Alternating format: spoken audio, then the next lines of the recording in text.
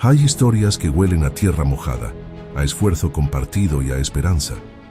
Hoy quiero hablarles de una de esas historias, la del limón persa de Papantla, Veracruz. Imaginen por un momento las manos de nuestros campesinos, manos curtidas por el sol, manos que durante años han trabajado con paciencia, confiando en la sabiduría de la tierra. Esas mismas manos, las de los 183 socios de la cooperativa Bioproductores del Llano Alto, han logrado algo que hace tiempo parecía un sueño lejano, que el aroma y la calidad de nuestra tierra veracruzana llegue hasta Moscú, en Rusia.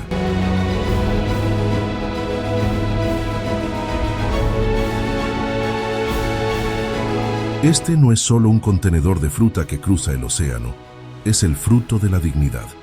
A través del programa Sembrando Vida, nuestros sembradores no solo aprendieron a cultivar con excelencia, aprendieron a alzar la voz, a negociar frente a frente en los mercados más exigentes de Europa, como en Berlín o Nuremberg, mostrando al mundo que el campo mexicano tiene rostro, nombre y, sobre todo, una calidad inigualable. Más de 21 toneladas de limón persa ya han salido hacia el mercado euroasiático, superando el reto de un viaje de más de 30 días en alta mar. Y lo han logrado gracias a la calidad de su cáscara, a su color verde intenso y a ese cuidado minucioso que solo un productor que ama su tierra puede ofrecer. Papantla es una tierra bendecida. Desde el nivel del mar hasta lo más alto de sus montañas, 9.500 productores están listos. Y esto es solo el comienzo. Se proyecta que para finales de este año 2026 sean más de 257 toneladas las que lleven el orgullo de México al mundo. Este es un logro histórico que habla de justicia. Bajo la guía de la presidenta Claudia Sheinbaum Pardo, estamos demostrando que, cuando el gobierno camina junto a su gente, se derriban muros. El acompañamiento técnico, los traductores, los expertos en comercio, todo ha servido para que hoy el campesino de Papantla reciba un pago justo, un pago que reconoce el valor real de su trabajo. Cada limón que sale de nuestras tierras lleva consigo el alma de Veracruz, lleva la dedicación de las familias que día a día siguen sembrando vida. Hoy celebramos que nuestra tierra no solo nos da de comer a nosotros, sino que alimenta al mundo con la calidad y la nobleza de nuestra gente. Que este sea el primero de muchos viajes, y que esta cosecha sea el símbolo de una prosperidad que, por fin, está llegando a quienes han trabajado la tierra desde siempre. México está presente en el mundo, y lo está gracias a nuestras raíces.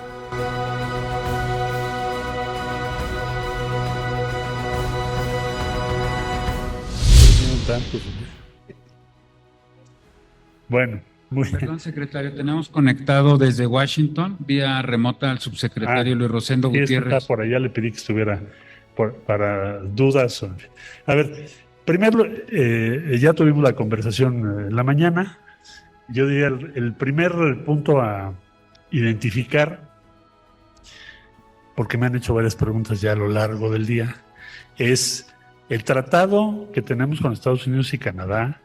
Tiene una vigencia hasta 2036. Eso no se ha modificado. Sigue vigente el tratado México-Canadá hasta 2036. Segundo, ¿qué es entonces o cuáles eran las posibilidades para el día de hoy? Bueno, la primera posibilidad es que nos dijeran ya nos vamos. Y esa posibilidad está considerada en el tratado. Tendrías que avisar 6 meses antes, pero podrían haberlo hecho hoy y decirnos nos vamos dentro de 6 meses. Entonces, eso no ocurrió, para que esté claro. Ninguna de las partes dijo, ya me voy del tratado. Eso no sucedió en la conversación. Bueno, entonces, ¿qué sucedió? ¿Qué fue lo que se nos comunicó? El tratado tiene 2 previsiones. Bueno, aquí lo importante es que estaba yo hablando con quien las redactó, prácticamente junto con Bob Lighthizer, que es Jameson Greer, y su servidor, pues, también fui parte del equipo que estuvo en la negociación final. Entonces, sabemos muy bien de qué estamos hablando. Bueno, entonces hay 2 previsiones en el tratado. Ahora les voy a dar un cuadrito que lo sintetiza, que son las siguientes. dice, al sexto aniversario, al sexto año, que es el día de hoy, se reunirán las partes, los 3 países. Por cierto, estuvo presente desde luego Canadá, que bueno que así fue. Y van a comunicar por conducto de sus jefes de gobierno si desean extender otros 16 años el tratado antes de que termine su vigencia, o bien si alguna de las partes no toma ese camino. En Estados Unidos dicen rubber stamp, que es como poner una estampilla automática. Si no es así, entonces se va a entrar a un proceso en donde las revisiones son anuales. Durante la vigencia del tratado, que ya expliqué, es hasta 2036. Entonces, esto fue lo que se nos comunicó, que vamos a seguir ese camino, el segundo camino. No es sorpresa, ya lo sabíamos. Ya lo había dicho Estados Unidos, ya lo había aclarado el embajador Greer en diversos foros. Bueno, entonces es el segundo tema que hoy se comentó. El tercer tema que se comentó es el que tiene que ver con la próxima ronda con México, que tendrá verificativo el día 20 de julio, o en torno al 20, quizá más días. ¿Qué es lo que estamos tratando de hacer en esas rondas? Pues resolver los temas que le preocupan a Estados Unidos y resolver los temas que nos preocupan a nosotros. Para eso es esa ronda, y establecer cómo va a ser los siguientes pasos que vamos a dar para la revisión. En esta ocasión, la conversación que tendremos el 20 de julio ya es dentro de lo que propiamente podemos decir es la revisión. ¿Por qué? Porque se establece, para los 2 caminos que acabo de describir, que la revisión se inicia pues a partir de el día de hoy. Se inicia ya el proceso de revisión. Bien, conclusión. El tratado sigue vigente hasta 2036. Nos vamos a un proceso de revisión anual. El día 20 de julio recibimos a nuestra contraparte de Estados Unidos. Obviamente, una vez concluida esa fase, esas conversiones, les daremos un resultado. Recibimos muy buen trato en la conversión del día de hoy. Se reconoció el papel que México ha estado jugando en estas conversaciones. Le pedí a Eli Rosendo que estuviera conectado. ¿Por qué está en Washington? Pues porque tenemos que estar allá y acá, entre otras cosas, para todo lo que ocurrió el día de hoy en la mañana y ocurrirá en las próximas horas. Entonces, hasta ahí es lo que les puedo dar a ustedes, un informe muy claro de qué significa lo que ocurrió el día de hoy. Gracias, secretario. Mónica Garduño, por favor. Hola, secretario. Buen día. Bueno, preguntarle, usted mencionó ayer en redes sociales que no, más bien hoy, perdón, que no hay prisa en la revisión, pero tampoco conviene dejarle incertidumbre. ¿Cuál sería un plazo razonable para lograr acuerdos en esta revisión? Y también pensando en el mediano plazo, ¿sería hasta después de 2028, no lo sé, quizás con un nuevo presidente de Estados Unidos, cuando ya se podría plantear otra vez una extensión de 16 años por todo este reacomodo que nos ha explicado y que fue impulsado pues por el presidente Donald Trump? Y ayer en redes sociales nos compartía que Estados Unidos tenía alrededor de 14 preocupaciones. ¿Qué es lo que les preocupa más? O sea, ¿qué le comentaron hoy? Y si, no sé, o sea, ¿esto va a asegurar que Estados Unidos no se pueda salir en alguna de las revisiones anuales? También saber cuáles son las preocupaciones de México. Gracias, secretario. Bueno, déjame empezar por lo más importante.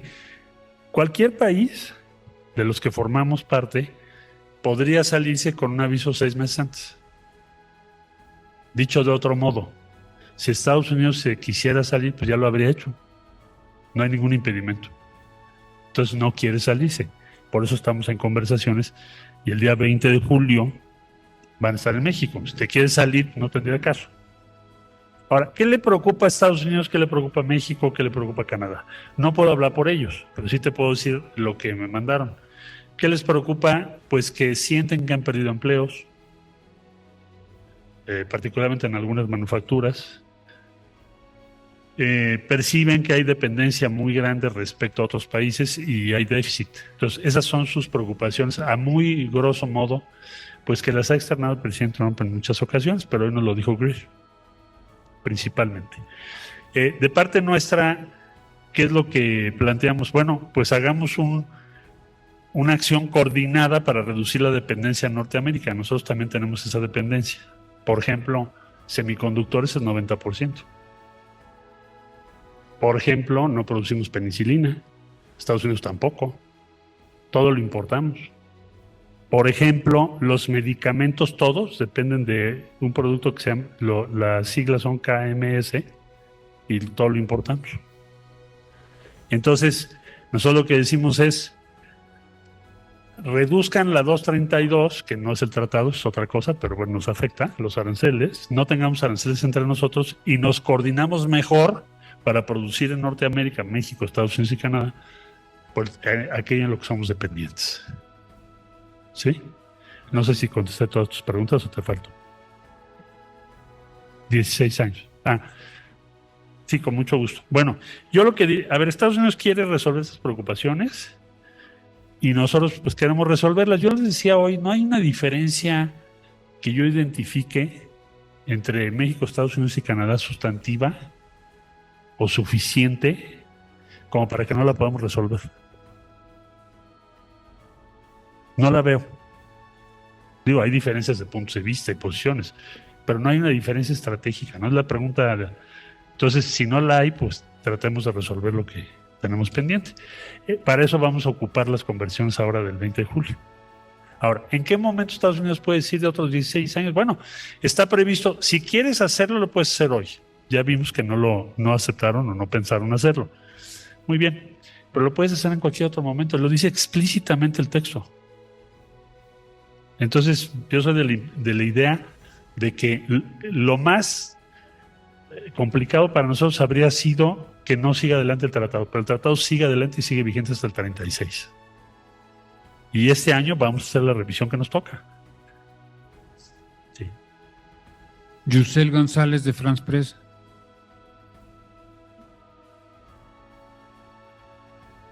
¿Qué tal, secretario? Buen día. Secretario, ¿usted cree que con estas revisiones anuales va a haber más incertidumbre para las empresas en la región y cómo lo puede atacar el gobierno mexicano? Y por otra parte, ¿cuáles son los temas que van a atajar en esta siguiente revisión del 20 de julio? Yo te diría, mira, el diseño de este dispositivo, te decía yo que participamos, bueno, dos de los que estábamos ahí sentados. El objetivo de ese dispositivo es, tienes una vigencia a 10 años. Entonces tu incentivo, cada vez que haces una revisión cada año, es llegar a un acuerdo. O sea, porque el supuesto básico es, no lo renovaste 16 años porque hay algo en lo que no estás de acuerdo. Entonces el incentivo es, nos vamos a ver cada año hasta que se resuelva. Que ese es como está diseñado. Entonces mi previsión sería que este año empezamos, bueno, el año pasado empezamos con 54 temas que planteó USTR, ¿se acuerdan? Que los publicó, se resolvieron la inmensa mayoría. Tendremos pendientes 4 o algo así, 5. Y ahora en la carta que me mandó hace un mes de embajador Greer son 14 puntos, nosotros tenemos 13. Respecto a lo que nos gustaría mejorar, ellos tienen 14. Ya te demuestro en esto que te acabo de decir en estas cifras cómo funciona la revisión anual. Cada vez tienes menos. Porque ni modo que plantees cada año lo mismo que ya resolvimos. Entonces, mi proyección sería, va a ser muy importante la primera revisión en la que estamos ya, en julio. Muy importante porque también va a establecer cómo se va a hacer, porque es algo inédito. Y cada año tendrás menos temas, a no ser que haya algo extraordinario. Pero lo que pasó de 2025 a 26 es que pasamos de 54 a 14. Cuautli Vadillo de La Razón. Sí. Secretario, buenas tardes. Dice la USTR que no están en condiciones de renovar el tratado por deficiencias y también por el déficit que hay. ¿Cómo se puede solucionar justo este tema, dado desde que entró el TEMEC, el déficit de Estados Unidos con México ha aumentado? Bueno, yo te diría, hay que cuidar la traducción. Lo que dice es no renovar como está. Dice el comunicado de USTR.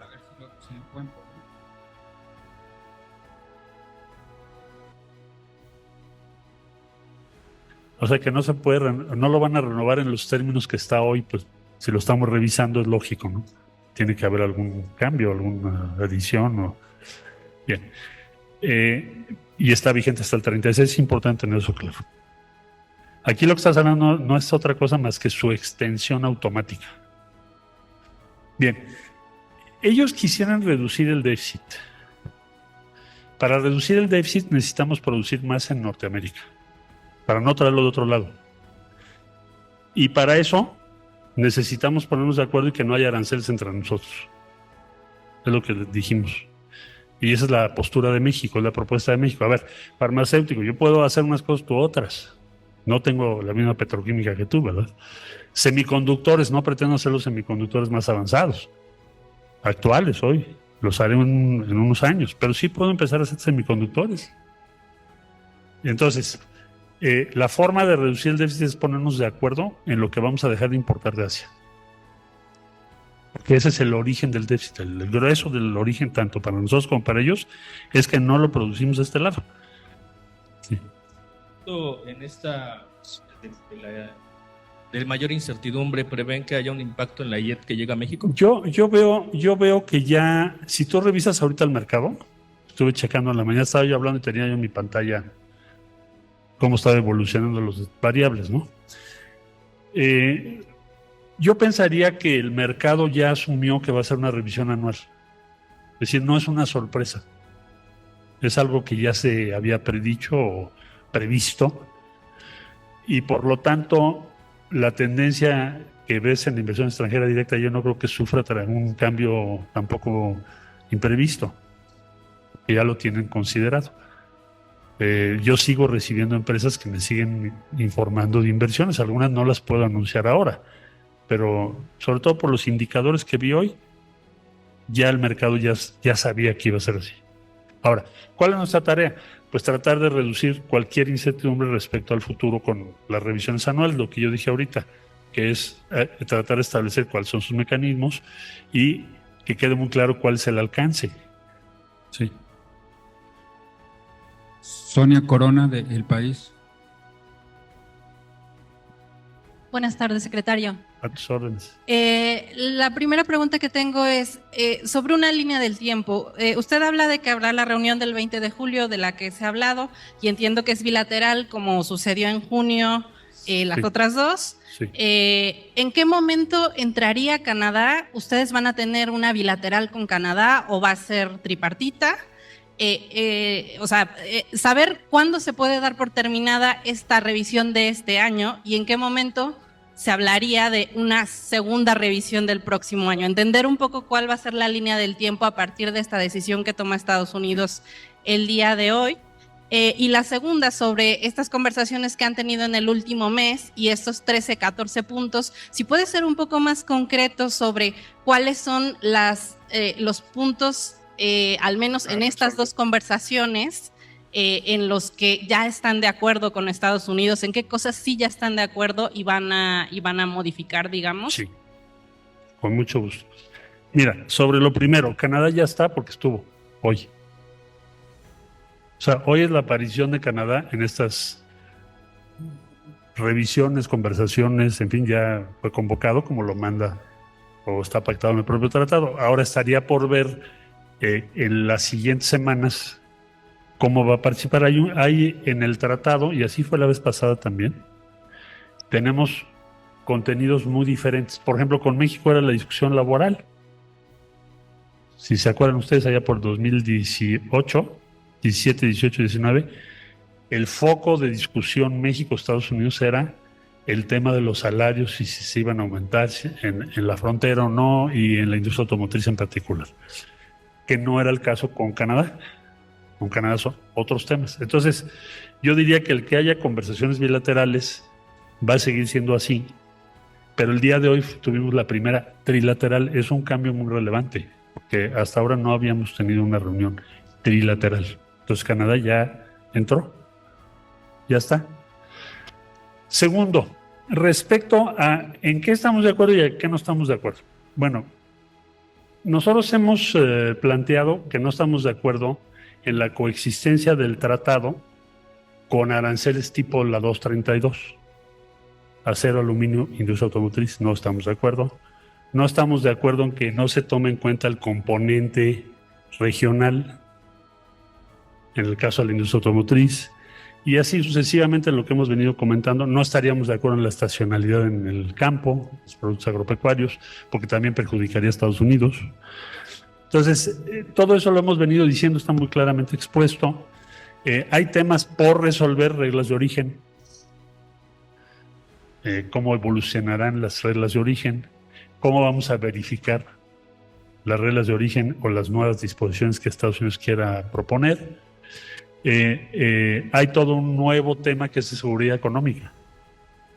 En el tratado actual, el vigente, hay alguna disposición muy genérica sobre economías que no son de mercado, pero no tenías una regulación propiamente de seguridad económica. Seguridad económica quiere decir, pues, desde tierras raras a cómo vas a proteger tu cadena de suministro, porque hay una tensión mundial cada vez mayor.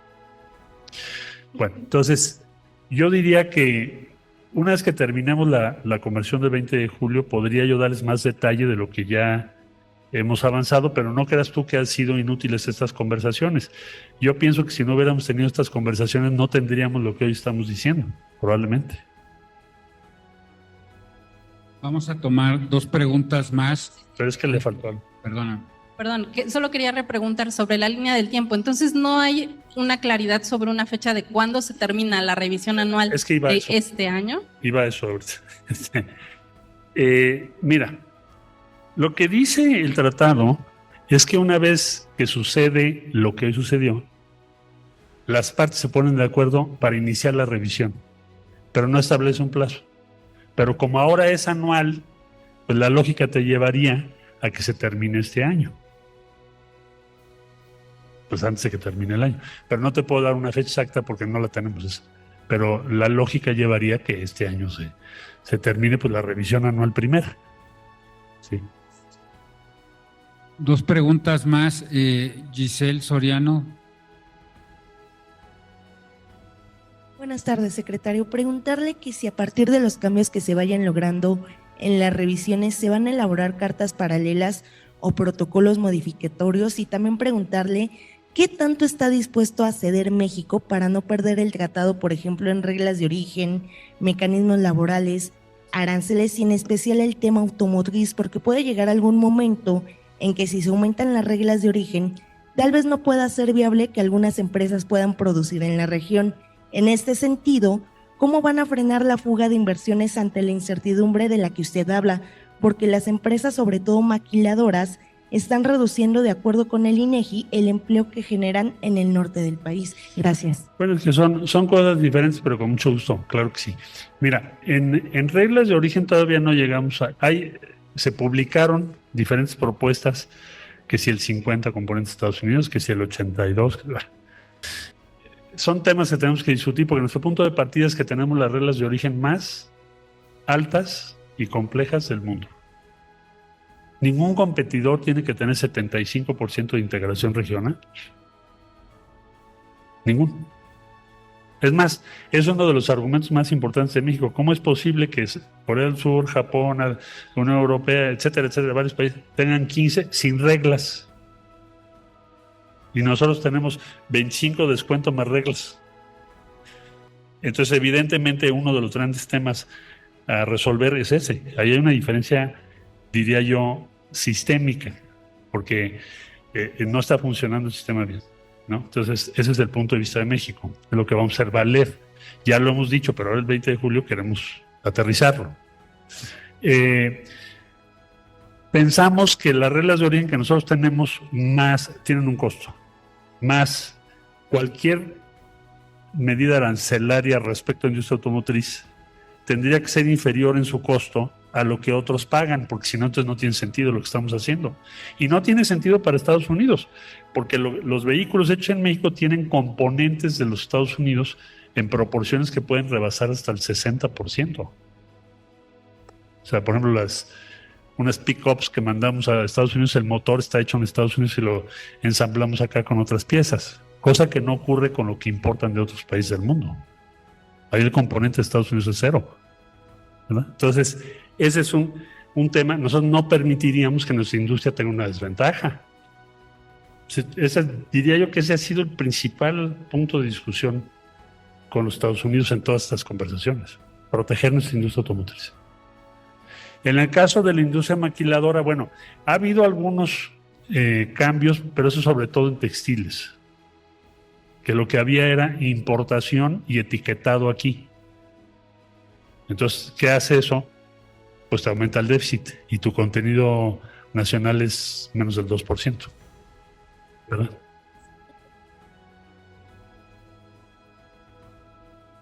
Que se vayan logrando en las revisiones, ¿se elaborarán cartas paralelas o protocolos modificatorios? Bueno, es que, mira, el actual tratado tiene diversas denominaciones jurídicas para diferentes instrumentos. Protocolo es con el que se sustituyó el NAFTA por el USMCA. O sea, implica muchísimas cosas jurídicas. Luego tienes los anexos, luego tienes las cartas por país. Por ejemplo, si ustedes revisan el capítulo de Agricultura, tienes la Carta de México, la Carta de Canadá y así sucesivamente. Tienes cartas paralelas como la del acero, que por cierto no cumplieron, que establece un mecanismo de revisión de 60 días antes de que impongas alguna modificación arancelaria. Es una carta o side letter. Entonces hay muy diversos instrumentos. Vamos a ver primero cuál es el contenido y el alcance de lo que convenimos y después vamos a ver cuál es la forma jurídica que le damos. Pero ya vamos a llegar a ese punto. Sí. La última pregunta, Maya. ¿Se apuntó Maya? No te veía ya. Muchas gracias, de Bloomberg. Quisiera preguntar si hay un estimado sobre el crecimiento de México en este panorama de revisiones anuales. Obviamente, como usted había dicho, el mercado en los últimos meses se contemplaba esa posibilidad, pero tiene implicaciones para el presupuesto y para este gobierno. Fíjate que la implicación mayor que yo veo para el crecimiento económico de México está en la respuesta sobre cómo reducir la dependencia respecto a Asia, en lo que es sobre todo cómputo y electrónica. ¿Por qué? Porque Estados Unidos y México estamos importando miles de millones de dólares. De hecho, si revisas este año es el motor principal por la expansión de inteligencia artificial. Entonces, el tamaño de esto, de lo que estoy hablando, si lo resolvemos adecuadamente ambos países, que no veo por qué no, su contribución al crecimiento sería muy grande. Respecto a lo que puede ser el impacto de la revisión anual. La revisión anual pienso que va a depender cómo la manejemos y qué alcance tenga, poder estimar qué efectos puede tener negativos, que es lo que estás tú preguntando. Hoy por hoy veo que el mercado ya lo asumió que va a ser así, y una vez que tengamos la primera revisión anual, pienso que todos podremos tener ya un horizonte mucho más claro de cómo va a funcionar este mecanismo. Me parece que este año va a ser como se establece cómo va a funcionar la revisión anual, los resultados de esta ronda que vamos a tener en julio pues van a ser muy importantes para reducir la incertidumbre que no nos interesa a ninguno de los países. Fue uno de los temas que hablamos hoy en la mañana. Sí, gracias a ti. Pues muchas gracias por su tiempo, compañeros. Les agradecemos mucho.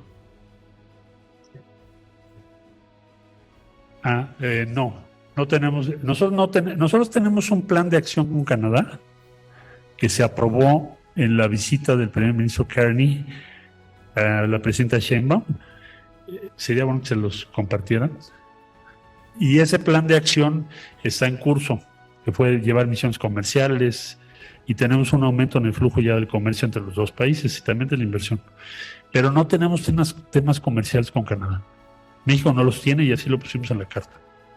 No tenemos pendientes con ello. Muchas gracias. Está mencionado, perdón.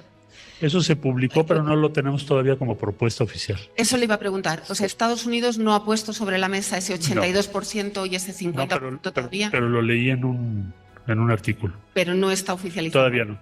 Gracias. Gracias, jóvenes. El primer ministro Kearney dijo hace 2 semanas que ellos sí tenían planteamientos para México y que esperaban llegar a acuerdos bilaterales. Entendí que teníamos algún punto de diferencia, preocupación. Con Estados Unidos nosotros tenemos 13. Por ejemplo, tener el mecanismo laboral en los 2 sentidos, no solo en el sentido Estados Unidos-México, y así otros que ya mencioné. Pero con Canadá nosotros no tenemos ningún elemento de preocupación. Sí tenemos un plan de acción positivo, pero no tenemos elementos de barreras comerciales o dificultades de ese tipo. Muchas gracias a todos. Gracias.